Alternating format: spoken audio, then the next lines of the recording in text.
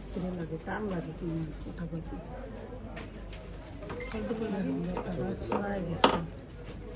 জল অন্তরে ব্যথা তো বুঝি না জল সিটাঙ্গেরটা ওটা দিছেন হ্যাঁ যে কাজটা করো আপনার 7-8 মাস ধরে করো ওই পাইপে পানি করেন না হ্যাঁ 21 দিন পর পরে পাইপ দিয়ে গলা কাটা এখন সবচেয়ে বেশি সমস্যা খালি তারা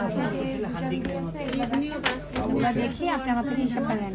স্যার আপনি আজকে করে এটা যেদিন আমি ডাক্তার দেখাই গেছি ওই দিন আবার অসুস্থ সুবিধা অসুস্থ পর আমি আবার